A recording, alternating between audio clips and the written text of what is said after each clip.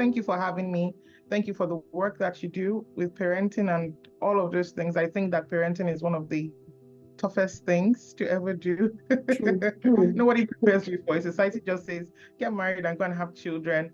But you literally are dealing with not just a child in front of you, but generations to come, and your actions can impact them. So thank you for the work that you do. It's fabulous. Um, to go to the question, to answer the question that you'd asked about how a couple can have a healthy sex life even though they have different expectations. I know that we say this thing a lot about communication, and there's a reason it comes up a lot, right? Because it is true. It might sound trite, but it is true, right? One of the things that I tell people, look, before you even get married, right, even if you choose not to engage in sex, you must engage with sex.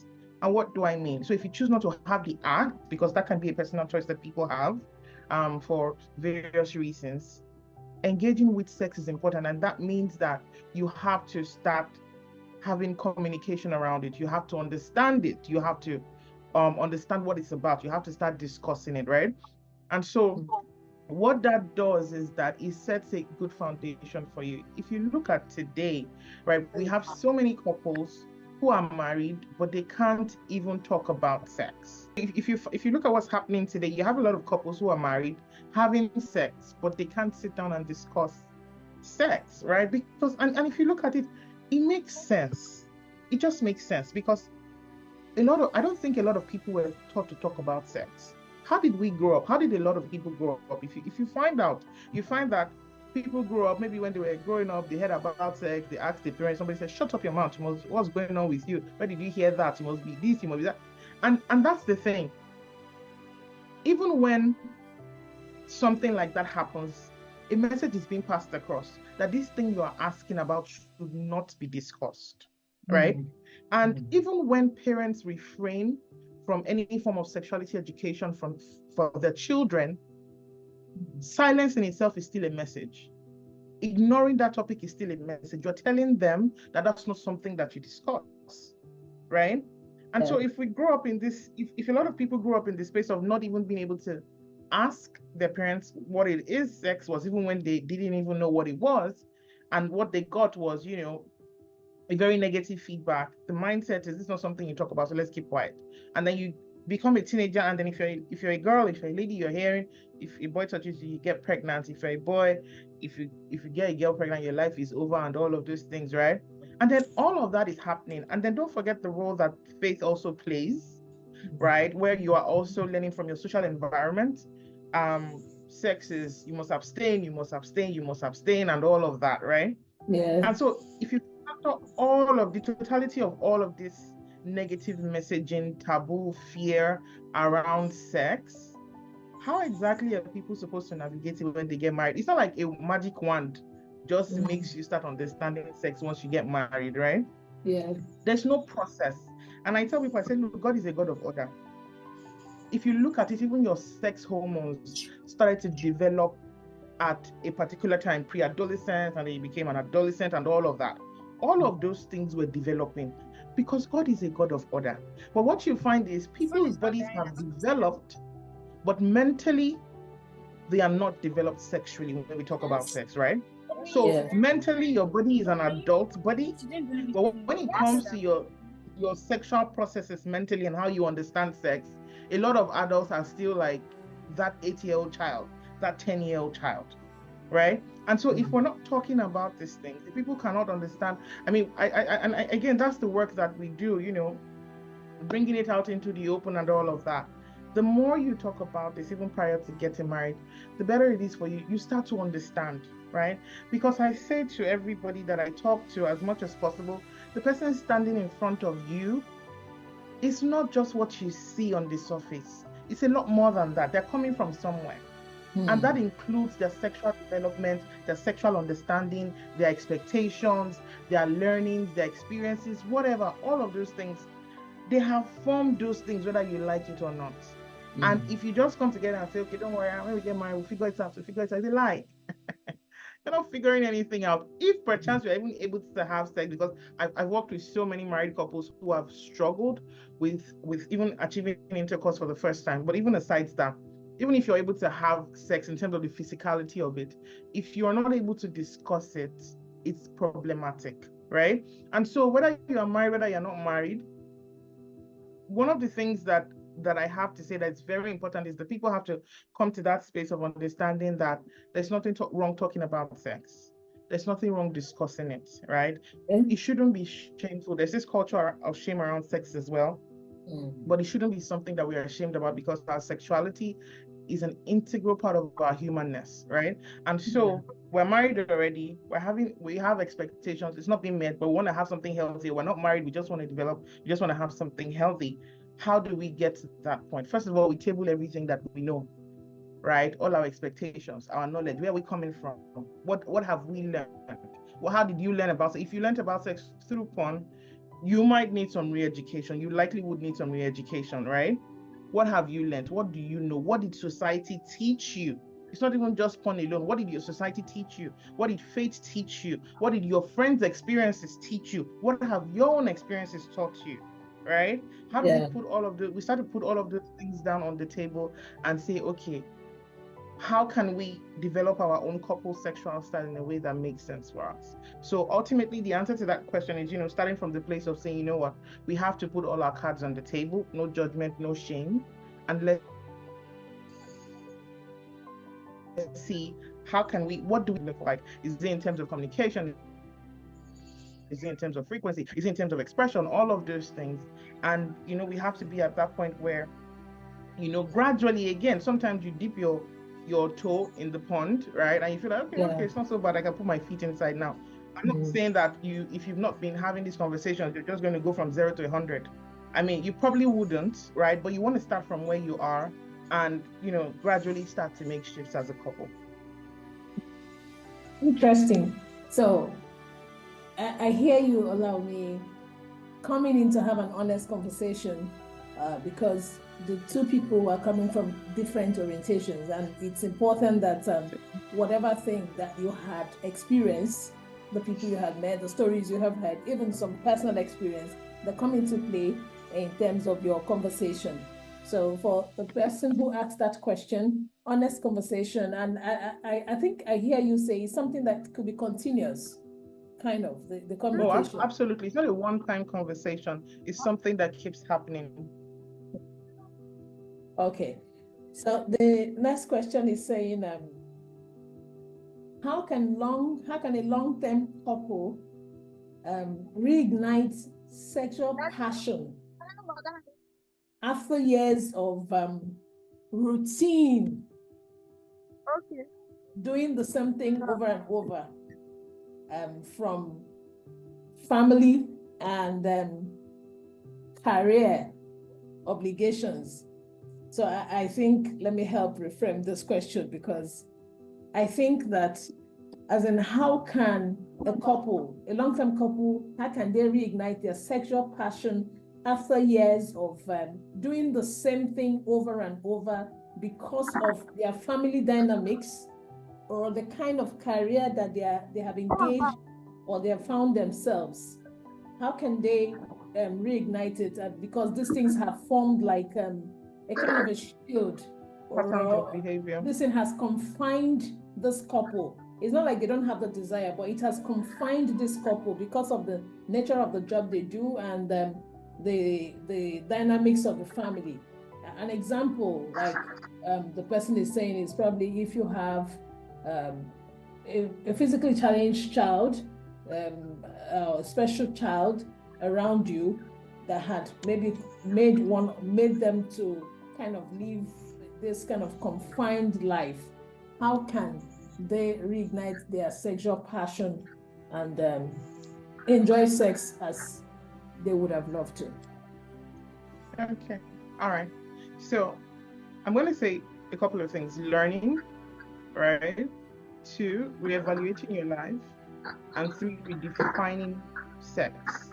So I said 3 things, yes? Learning, reevaluating your life, and redefining sex. So I'll take them one by one. And in case I forget the points, just throw them back at me. Okay. So one of the things I'm going to say, I'm going to start from redefining sex.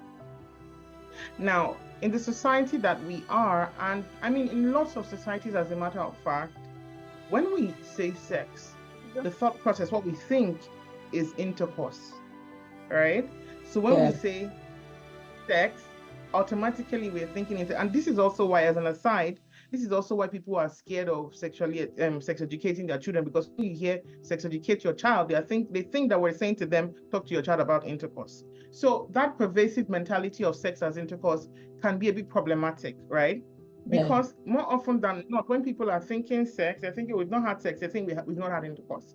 And what is happening is that they haven't really broadened what sex can look like. They haven't really defined what sex can look like for them, right? And if you look at the sexual cycle, it goes from excitement to desire to arousal to play to phase, orgasm, and resolution. So that's the sexual cycle, basically. So you go from you run through excitement to orgasm, and then your body goes back into resting phase. All of those things can happen without a penis even going anywhere near a vagina. So technically, you can go through the entire sexual cycle of sex without intercourse actually happening, right? And so the problem is people are not really expanding their minds as to, based on the peculiarity of our lives and our situation. And I say this to people all the time, look, it is called sex life for a reason, because it's part of your life. You cannot tell me that your life is in a crazy place and then sex is in a box, untouched. No, that's not true. Whatever happens in your life will reflect in your sex, and that's why it's called a sex life, because it is part of your life, right? Yeah. And so it's very important that as a couple, you have to take into factor the peculiarities and the uniqueness of your life, right?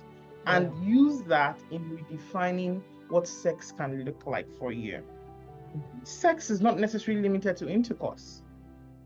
Sometimes it's not even just about sex alone. Sometimes it's even about, the conversation can even be about pleasure, right? If at the end of the day we're tired, and you're rubbing my back and I'm rubbing your back and we sleep off, you know what has happened? We've enjoyed pleasure, not arousal, but pleasure. Because pleasure is not limited to arousal, right? We've enjoyed pleasure, we've connected via touch, and we feel good. That's something that a couple can choose to define for themselves and say, look, with the reality of our situation, we may not be able to come every day, right?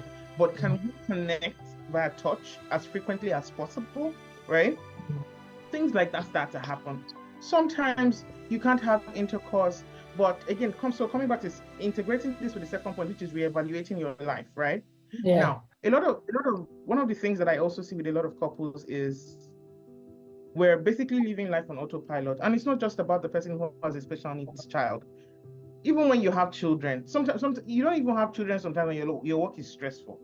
And then maybe you even have children, and then there's a lot to do, right? You go to work, come back home, have to take care of the kids, do homework, make dinner, blah, blah, blah, before you know time is gone and all of that, right? But in my experience of working with couples for well over 10 years, one of the things that I've come to find, and again, with the peculiarity of the social situation that we're in, is that people are not having time to connect, but they're having time for their phones. They're having time for social media, for doom scrolling on social media. They're having time to stay and watch television. And these things also steal time, right? Now, for some people, that could be, the time that we're using to stay on our phones individually, the time we're using to watch TV and do all of this, can we carve out some time from that to connect as a couple, right? Yeah. There's that. And then you have people that maybe it's not even TV, maybe they're just tired, right? Yeah. How can we as a couple start to, because if we want sex, it's for our mutual pleasure, right? It's not about, I don't believe that sex is for one person, whether the man, I don't think it's for one person, I believe it's for both people, right? And so if we want sex to happen, how can we be also more helpful to each other in the house, such that maybe one person, or while one person is resting, the other person is handling something, and basically just trying to balance things out and being helpful to each other. So it's very difficult for you to have a situation where the woman is working, traffic, come back from home, come back from work, traffic, pick up the kids, cook, everything, bathe for them, do all of that. And then the man comes back from work, and then yes, of course, he's resting. So he's chilling, he's resting, right? And then she is still in this very high level of engagement. And then by the time it's time for him to go to bed, she also finally gets to go to bed and falls on the bed. She's tired. Sex is the farthest thing from her mind. Imagine a situation like that and somebody telling me, oh, my wife does not give me sex. It doesn't make any sense. Because she's so swamped with so many things, and you haven't looked at the reality of your life and your situation to say, how can I come in to be of help so that this person at the end of the day, at least she can get some rest before we even go to bed. Because if someone is tired, why would the person, I mean, for a lot of people, there's some people that for them, sex is stress relief. So there's that, right? But you also find that there are a lot of people that for them, sex is, once they're tired, sex is the last thing on their minds, right? And so all of these things also come into play, factoring the reality of your situation and peculiarity of your life. How can we fit sex to our lives? How can we fit connection and intimacy and all of those things into our lives such that by the time, we are together, there's room for pleasure, there's room for sex to happen, and all of those things, right? Another thing, of course, the last thing I was going to say is learning, right? We have to understand that we're not born with the knowledge. Nobody came from, even I didn't come from heaven with the knowledge. Like, did I come from heaven knowing how to do a blowjob? No, right? Nobody came from heaven with knowledge, right? And it's important that we learn. So if you know that there's a learning gap, it's important that you learn. You start to get resources that can teach you, and you can learn and stuff like that. As a matter of fact, I was talking to someone the other day, Christian lady, got married not too long ago and what have you, and then she wanted to learn, and then I'm like, oh, get my book. And then she came back to me and she was like, my God, by the time I got that book, by the time I did something from that book to my husband like this, he was on cloud 9. And again, that's the truth. You have to learn. We didn't come from heaven with this knowledge. So if you don't know it, you don't know. What you don't know, you don't know. A lot of us think, oh, done it. My father's farm is the biggest. This thing I know is the total. It's a lie. Your father's farm is not the biggest. You go out to someone's father's farm that is bigger than your father's farm. So you think that there are people that know a lot more. There are resources that can help you. Basically, yes. I know I took a bit of time answering that, but yeah. Yes, but that's very okay.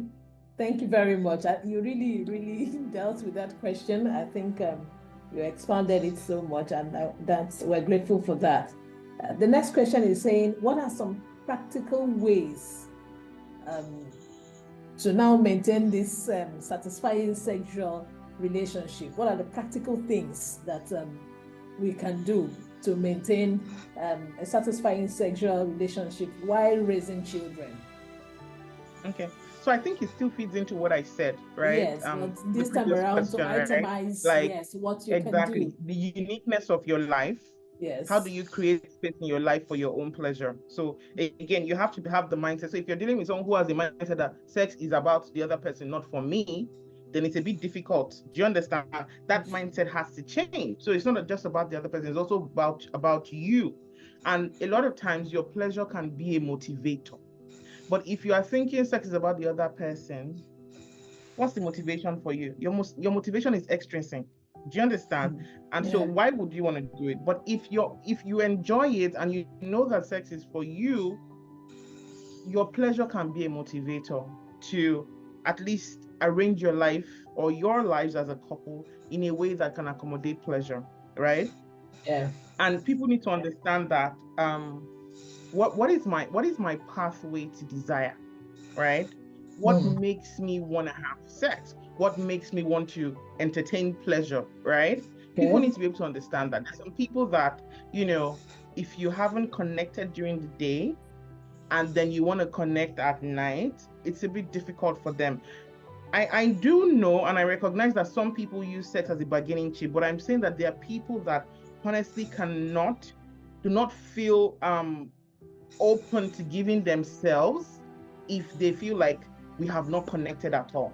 So they start to feel, am I just a tool for you? Are you just using me? I feel used. Do you understand what I mean? Yes. So if you understand each other in that way, and you understand that, oh, my husband, my wife, this kind of person, they like to be connected with at different times, not just when you want to have sex. Pathway, PATH way, yeah. Not just when you want to have sex, right? Yeah. you start to, fall in line with their own patterns, right? And it's very important. Now, there's something that they say a lot. They'll say, when you want to have sex with your wife, you have to prepare her, prepare her. Prepare her for what? Is she a bonosu? What are you preparing? Do you understand? Right? You Yes. know why that advice is dangerous? Okay. It's dangerous because it tells men that it is only when they want to have sex they should treat their women nice. So the day he wants to have sex, he will take care of the kids, he will wash the plate. If she even says wash my pants, he will wash it. Anything she says, he will do. But the day he doesn't want to, he can just leave me alone. But that's what it teaches. When you say when you want to have sex, you have to be prepared for what? As in, it becomes very transactional. And if you look at it the other way as well, if a woman only gives her man sex when she wants something from him, it's very transactional, right? Yeah. So the point is, how do you take care of your relationship? Because that's a very key part of it.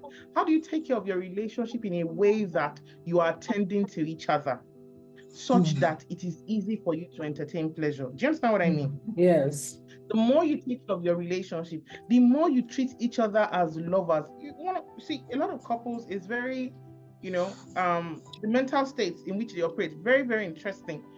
Sometimes it's mommy, daddy, daddy divine, daddy precious, mommy this, mommy that, right? Like, why would you want to sleep with daddy precious? Because a daddy is different from a Olawunmi, are you daddy. saying there's anything wrong with daddy precious? No, not really. What I'm trying to say is the mental state.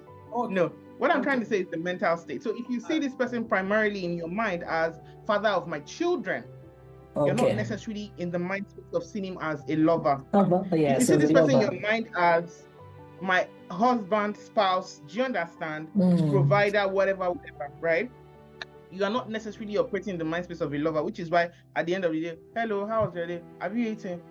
Everybody goes back to their devices when they are done. But if you are with somebody that is a lover, you will sit close to them. They will come back. You will hug them. You will play with them. You will give, whether it's a man or a woman, you give a foot rub. How was your day? You are gisting, you are laughing. And there was something that you said at the beginning when you were saying that why are we talking about sex when it's a parenting community? And one of the very key things I want to bring back again from that is, like you had said, when children see that kind of love, closeness, connection modeled for them, that's what they go ahead to have.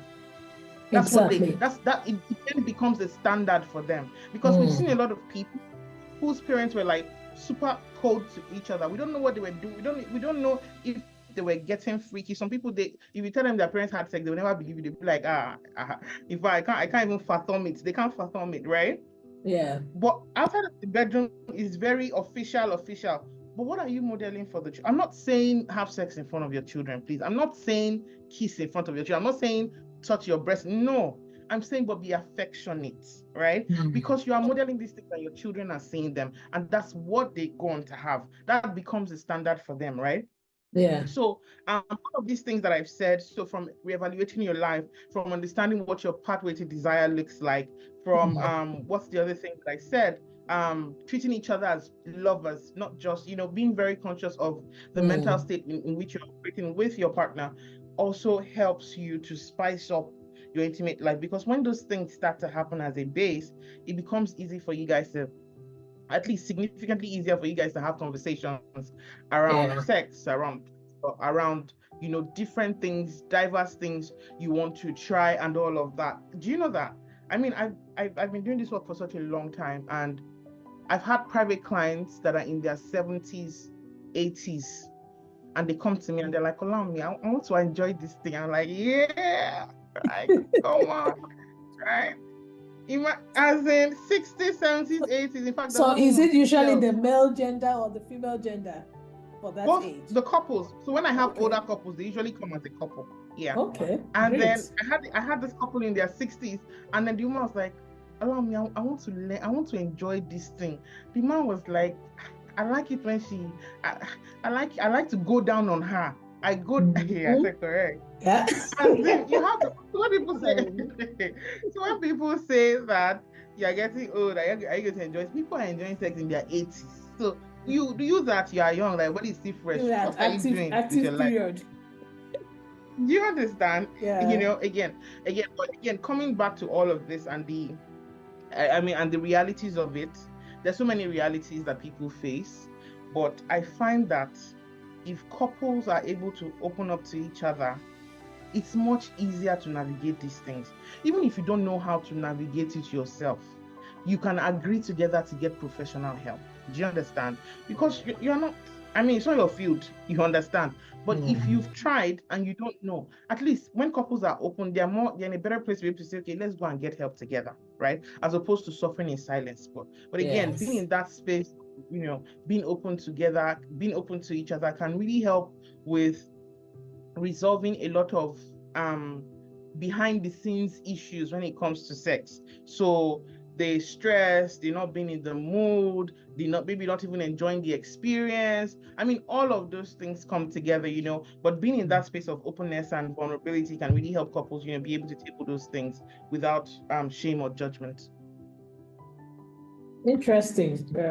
We're getting bigger and deeper revelations. If people at 60, 70, in their 60s, 70 are still wanting this. 80s, absolutely. And 80s, then people in their prime should have no excuse not to enjoy sex without shame or judgment. Yes, Mr. Vicky. Very true. So this one is for people who are courting and intending to get married. So yes, they're asking, is the size of the penis, does it not matter? Because I really like it big, and being a believer, I don't have any way of finding out whether it's big or small. So does the size of the penis actually contribute to the pleasure of the sexual act itself? And secondly, how do I get to know the size, since I'm not allowed to see before entering? This is a double-barreled question. You can ask. So I think one of the first I want to ask is, how does she know that she likes big penises? Except if she's had past experience and maybe at some point very possible. So let's have that assumption. Yes, it's probably that, right? So the thing is, again, it comes back to that thing about how uncomfortable people are about talking about sex. You're about to get married to somebody. For the life of me, I don't know why people find it difficult to say, what's your size? Do you get erections in the morning? We're getting married. Like, how much closer can we be? Do you get, right? You mean you're going to ask what's your size? Why not? And I also ask guys, please ask the woman you want to marry, do you get periods, right? Do you have any sexual trauma in your life? Is your vagina open? Just ask, right? Go and check yourself, because we've seen cases where for some genetic issue, right, that probably happened with, do you know how alienated a lot of women are from their vaginas? A lot of women don't even know what their vaginas look like. A lot of women don't even know whether or not they have it. I'm even talking so generally, and then coming to people who've never had sex. Some women don't even know how their hymen looks like. Do you understand? So we need to ask this question. So there's nothing wrong with the man saying, is he open? Please, before we do anything, can we go and see a gynae that can tell us that everything is fine in that area? There's nothing wrong with it, because let's not pretend sex is important, except the couple have said, okay, not an important thing to us. But for a lot of people, sex is important. So I don't see anything wrong with a woman who is about to marry a man asking, hey, I'm very curious about your penis. I'm looking forward to our sex life, even though we're not having sex now. I'm very curious, like, what's your penis size? It's not a big deal or anything. I'm not hung up on size, but I just want to know, right? What's your penis size? Do you get early morning erections? Can you measure it for me in the morning when you wake up? Can you measure? Just take ruler, put it by the time, measure it for me, and take it. If it's that important to you, ask. Yes. But you see, If we're about to get married and we cannot have conversations like that and laugh about it, then there's a problem. Okay. Do you get? So if we're about to get married and I'm asking you, what's your penis? And you're saying, what kind of nonsense question are you asking me? Such a worldly question.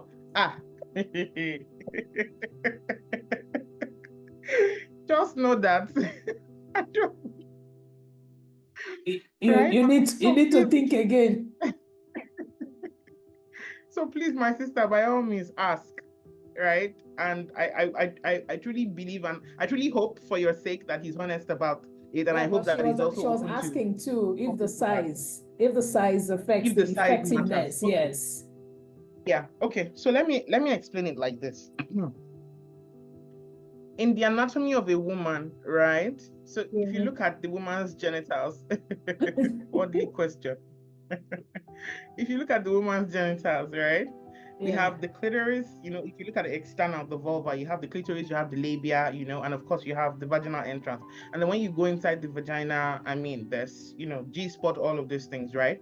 Now, some women will enjoy pleasure reliably and orgasm reliably from clitoral stimulation, from just their clitoris, like being played with, whether you're playing with her clitoris and sucking her breast or whatever it is. But clitoral stimulation for a good number of women plays a significant role in pleasure, again, in her genitals, right? Yeah. So women who very largely enjoy clitoral stimulation, penis size may not be important to them, right? Okay. Now you have some women, so research has also shown us, but this differs from women to women, that for a lot of women, the outer 1/3, so this part, not too deep inside, the outer 1/3, very pleasurable, right? And if a woman finds that is how she enjoys it, she really enjoys shallow stimulation and all of that, and it really works for her, she doesn't need a big penis. But you have women who really enjoy deep penetration, like they want it deep, full, they want to hang their legs on the ceiling and sing the hallelujah chorus. For a woman like that, a big penis is important to her. So the response to that question is this: it depends on who you ask, right? It depends on depending who the on how lady the person is, enjoys and what she enjoys. Exactly, yes. right? Now, that being said, provided the person is not with, I think, my sister, you should just ask, but provided he doesn't have like a micro penis, right? If he has, the average penis size is about 5 to 5.5 inches. If he has like an average size penis, even if you like deep penetration, there are positions that you can maneuver that can help you achieve deeper penetration, right? Even with an average size penis. So again, let me come back to learning. Learning is very important. If you don't have, there's no way I can start showing you positions here. If it was in a private session, yes. And I do that with my private clients. I have so many private clients. I'm teaching them. Of course, nobody is naked. I'm a professional. Nobody gets naked in session, right? But you have times where I'm teaching my private clients positions where, like I have a book that has different positions. So they buy it and they get it. And then we're in session. And then I say, okay, want to try this position. And they are fully closed. And sometimes even virtual. And they're doing the positions and seeing what feels good. And everybody is just, feeling comfortable, feeling fine, and having a good laugh, right? So learning is also key. There will always be like ways to maneuver it, provided it's not a micro penis you are dealing with. I'm happy we're hearing, because like we said at the beginning, sex education, sex learnings, some things that come with shame somehow. People are not bold enough to talk about it. Yeah. There's a comment. There's a very interesting comment. Yes.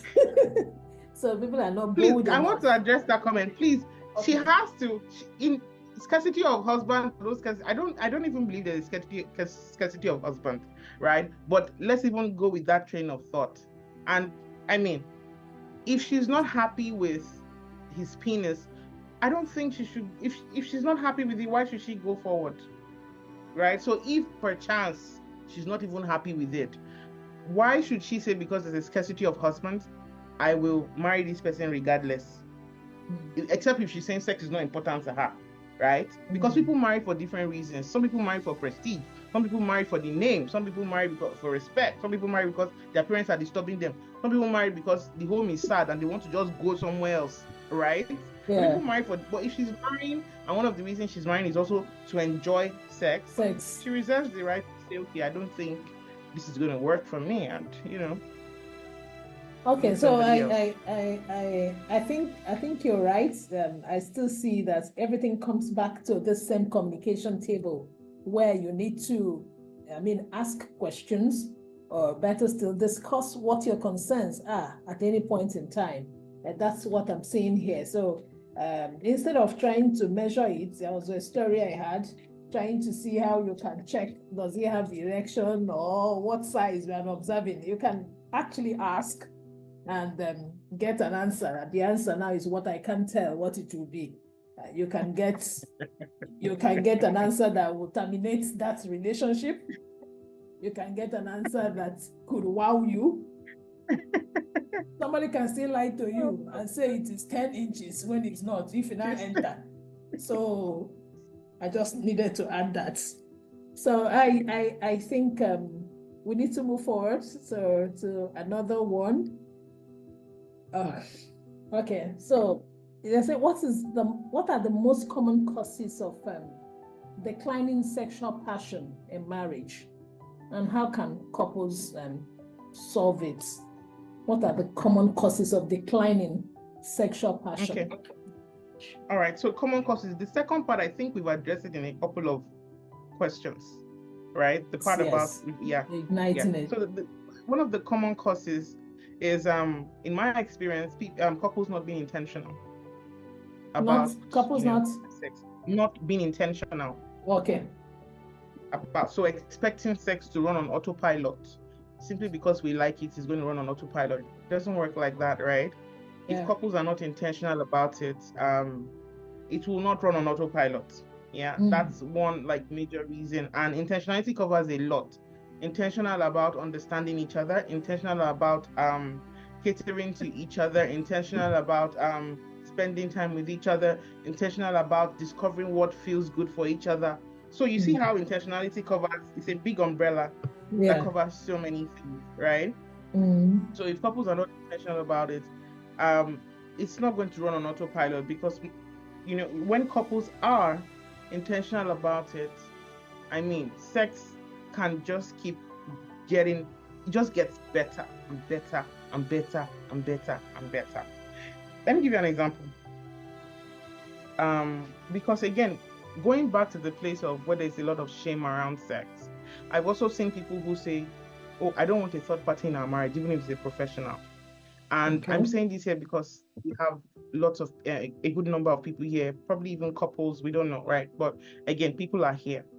There's a case where this man came to me and said, when we were dating was the best sex that we had. So since we got married, we had a child and all of those things. My wife doesn't want sex anymore. She's not interested. And that's normal. It happens to a lot of people, right? Okay. But see what the problem was. He had suggested to her, he found me, and then he had suggested to her, can we see a professional about this? And then she said, no, I don't want a third party in my marriage. And then this guy opened up to me, as I'm very sure, and he said to me that he did not open up to his wife up to this extent. There was somebody in his office who was a copper who came to serve that was very interested in him. So you have a man who is sexually starved, and then you have a wife who is saying, I'm not doing anything about it. I don't even want to see anybody, right? And so it looks like all doom and gloom. And then you have somebody who is giving him the green lights. And he's like, I want to save my marriage, but I'm not going to lie to you, I'm interested. Because, I want to have sex. And this person is offering it to me. But at the same time, I don't want to do it because I want to save my, if only my wife would agree to troubleshoot, to see a professional. So you see, and you know what is interesting? In session, and as I'm sure that you know, a lot of people would confide things that I wouldn't tell their partners. They would confide to you in session. Exactly. So things they won't tell their partners, their spouses, they will confide to you because they know that they're protected by confidentiality. Nobody, I'm not going to come here and say, hey, this person's name, this is the person's name that came. No, you understand? And you also mean well to help them. Exactly. And people come and say these things, and they're going through a lot. And then the other person is just like, oh no, I'm not doing anything about it. I'm not doing it. And then you don't even know what is happening on the other side that you don't see. You have this much visibility, but you don't know what's happening here. It's crazy, right? And so people, honestly, I think that even with the people who have the best sex, there can be anybody can have sexual problems. But what is even more problematic is if you've tried as a couple to handle it and it's not making headway, please stop suffering in silence. Please stop refusing to seek professional help that can help you. Do you understand what I mean? Yeah. It's not fair to anybody that there's a problem and you are burying your head in the sand as if nothing is happening. And then I hear this, a lot of people say, oh, but I'm a good wife, or I'm a good husband, I'm a good provider, I take care of our children. And all of those things are valid, but they are not a replacement for being a lover to your spouse. You can be a fantastic husband, you can be a fantastic wife, you can be a fantastic parent, but you can be a lousy lover. And the other way too, you can be a fantastic lover and you can be a bad husband or wife. Do you understand? Or you can be a bad, do you understand what I'm saying? Yes. So one relationship does not cover for the other.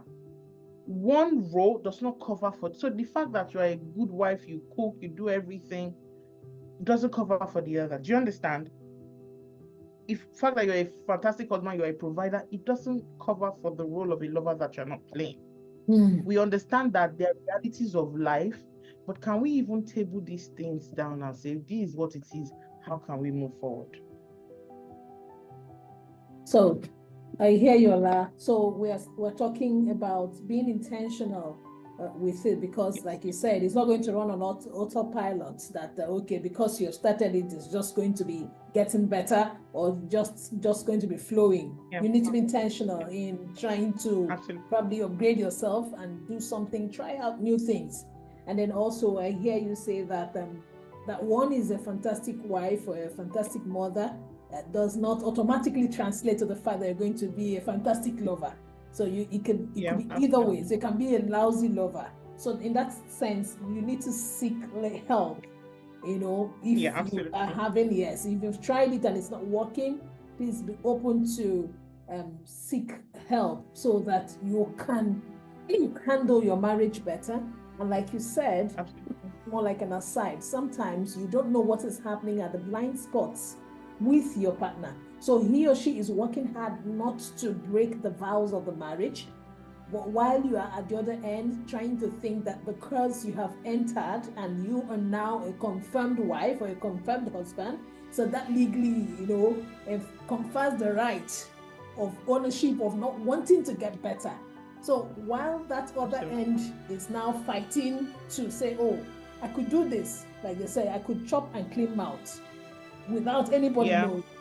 So the onus is on you as a spouse to be intentional on trying to get better and also trying to seek help to overcome whatever challenge it is that you're having in your marriage in terms of your sexual life. Absolutely. And just to add to this, you see, in the when it comes to marriage, right? One of the favorite things I love to do is help women become sexually confident in the bedroom, enjoy pleasure, and all of those things, right?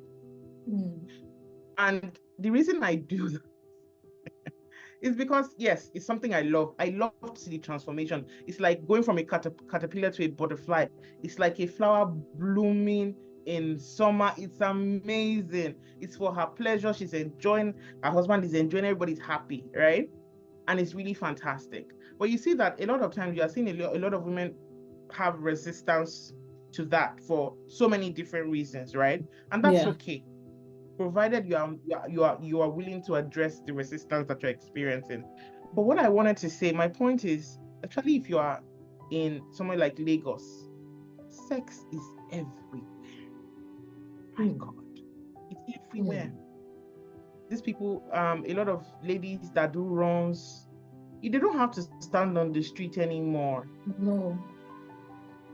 It's not even the people that even call themselves runs girls. A lady can simply like you and she's offering sex. Somebody was telling me the other day, he said, anytime I travel in from because he lives abroad. Anytime I travel into Lagos, it feels like the only thing people want to offer me is sex. It's so many different men have said this to me in the course of sessions, that the younger ladies of nowadays are, in fact, before you have even opened your mouth, they're already saying, "Do you want threesome?" God, like they're ready to do anything. Yeah, they're ready to do anything provided you are like a high value man that can take care of, or provided they perceive you as a high value man that can take care of them, right? And so it really pains me when wives are dulling in the bedroom. Like, you don't know what I mean. The prayer is that, your men are men that have values and all of these things. But at the same time, even when he has, don't throw him to the wolves. Yes. Don't throw him to the wolves. That's just what I was gonna say. There's a lot going on. A lot. Yeah.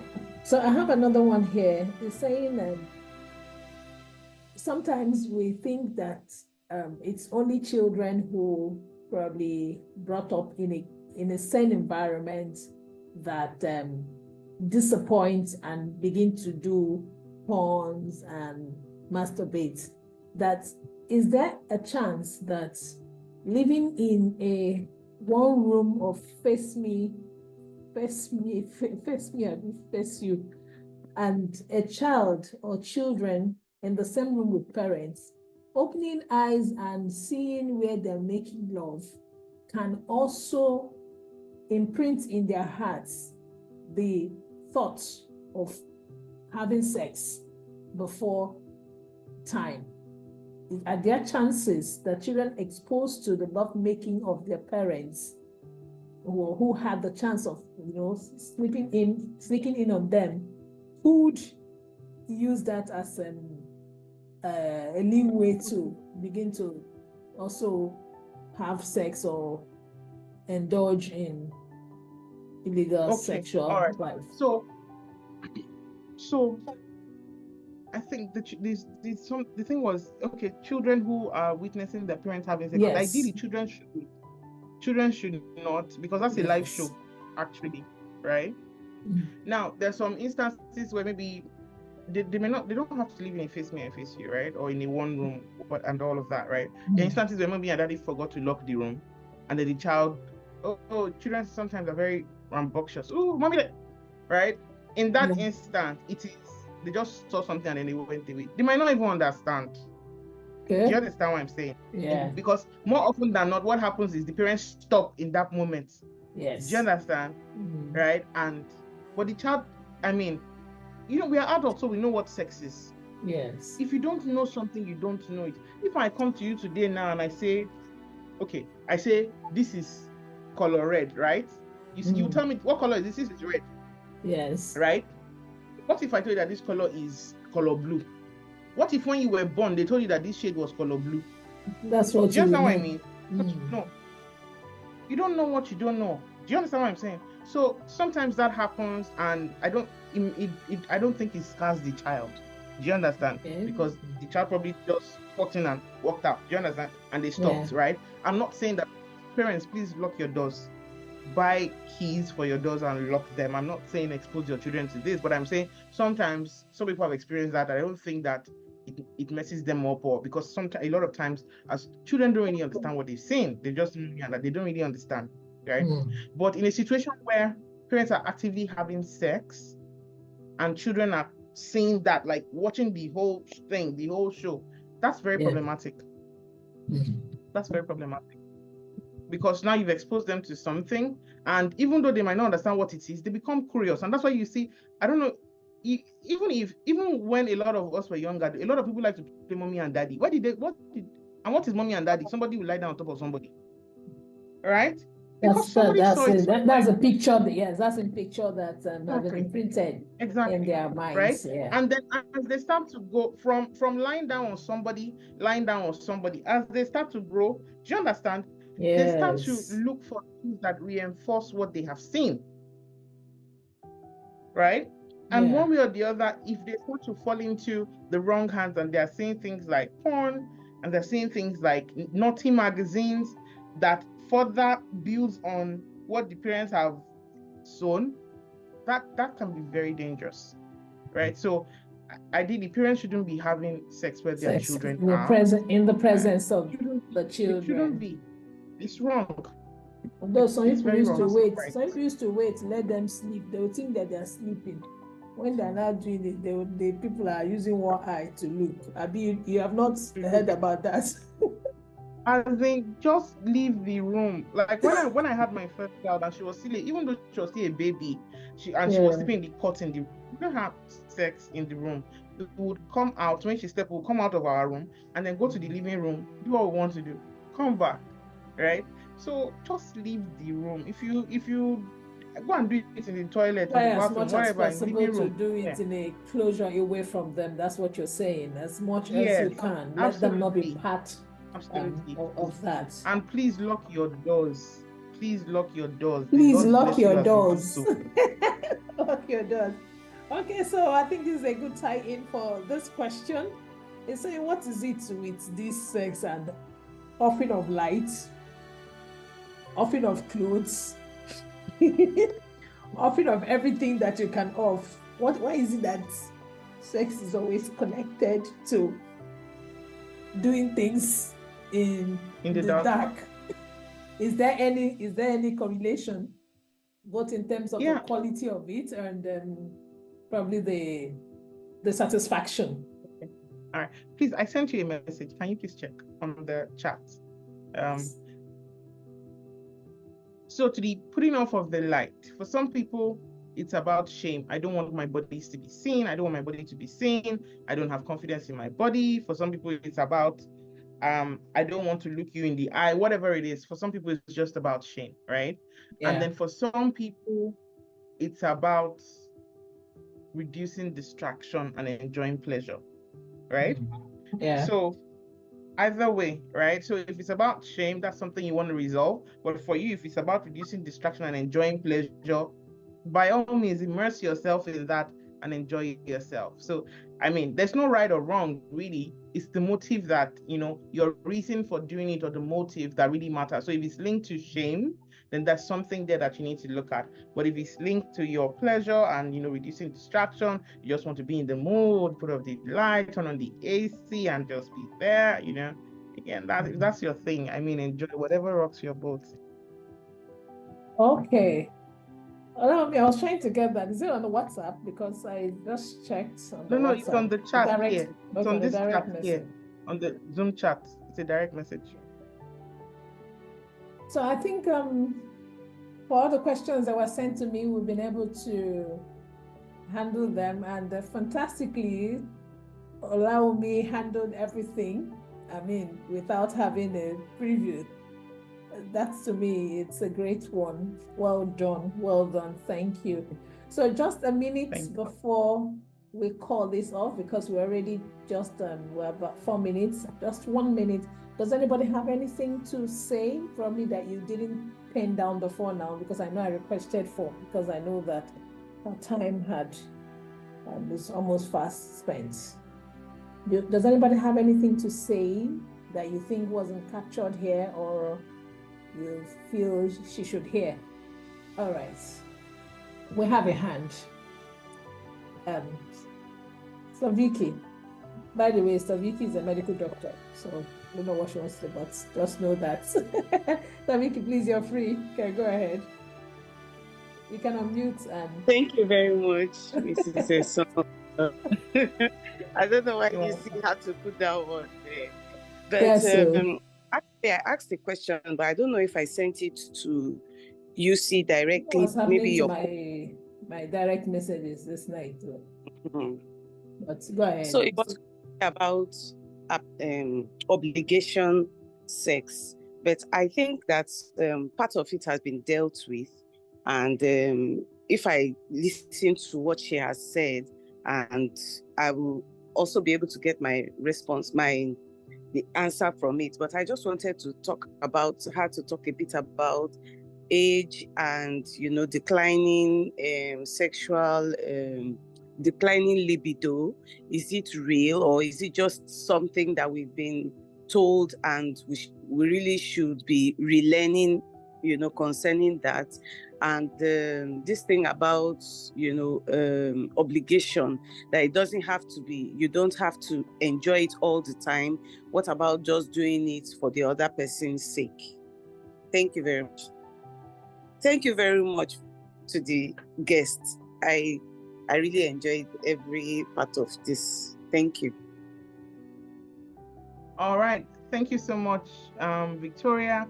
And so let me start from the second question, recency effect. Let me start from the second question. Is it, having sex is an obligation and all of that? So, and I get this a lot. Is sex a duty? Or should it be about pleasure? I think it should be about pleasure, but we also cannot entirely remove the element of duty, right? Because again, husband to wife, wife to husband is duty, right? But this is what I say. If you're having sex and this is duty and this is pleasure, there is a problem. Do you understand? If this is duty and this is pleasure, your ideally pleasure should far outweigh duty.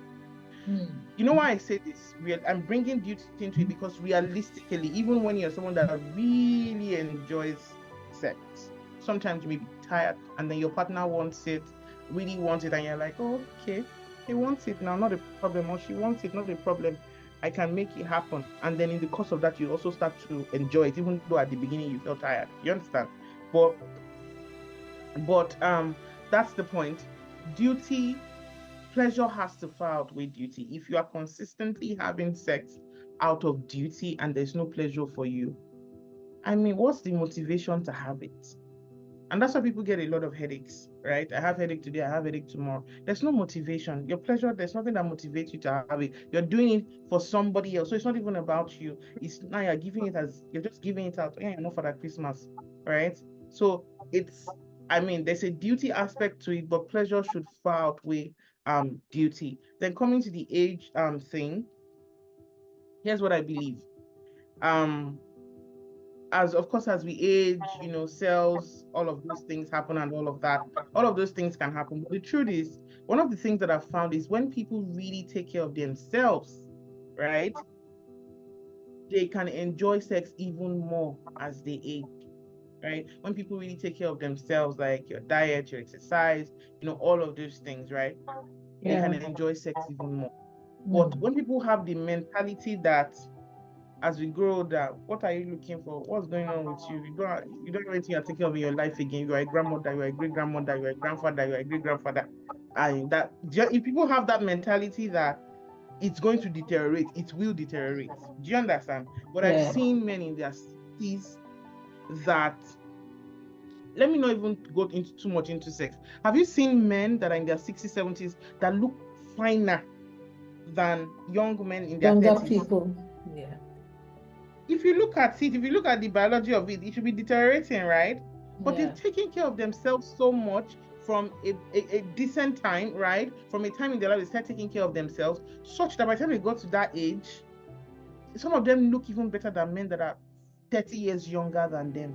Do you get? So honestly, if you take care of yourself, your health, your exercise, your diet, all of those things, it's really, really, really helpful. And again, same thing applies to menopause. Again, that can happen. I don't know why I went there, but let me just say it. I've seen in my experience that when women think that menopause is the end, menopause is where you don't enjoy sex again, it likely will be for them, right? But at the same time, I've seen women that even when they're experiencing menopausal symptoms, they are still, people who want to, who have that mentality, that mindset that this thing must always be great for me. They will look for solutions. And that period of the whole symptoms and everything, it's not forever.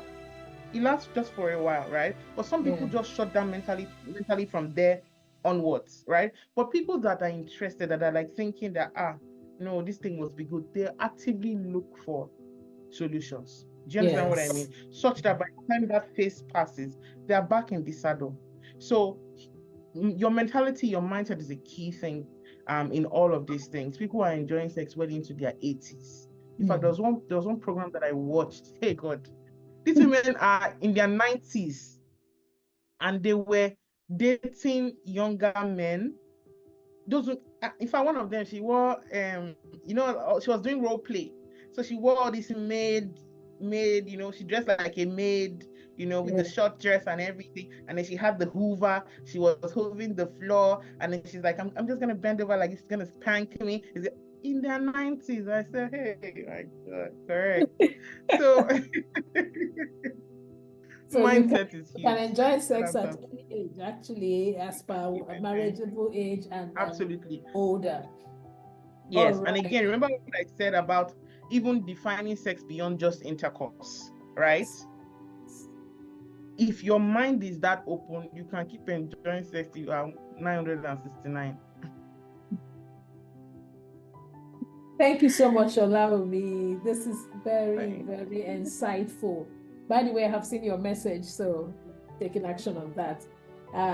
Thank you very much. It's been an insightful session, and I'm glad that all the questions we have were exhausted. So I'm happy about that, and majority of people who asked questions are on the call. So that's a very good one for us. Thank you for honoring our invite tonight. I'm sure we gained value. And if you know you gain value, at least on the chats in the chat room, you could say thank you to her for being a blessing tonight, and I mean, opening our minds to things that we need to know more about sex life. I know you had responded. Somebody was asking about the book, but the person is saying yes. The person is asking for hard copy in addition, because it looks like so it's the same link, right? So Emanuela, is the same link. The book is actually only available in hard copy. So if you just click the link, it takes you to purchase the book, and the book is shipped to you. So we are trusting that when next we'll call you, like you said, sex is not just only the intercourse. There are a lot of things. So we would have you and probably discuss another line of action that will improve our marriage. That's what you will not tell us how we'll do it. But really, we are very happy, and we've gained a lot tonight. At this time, we want to draw the curtain. Thank you for coming. We appreciate it.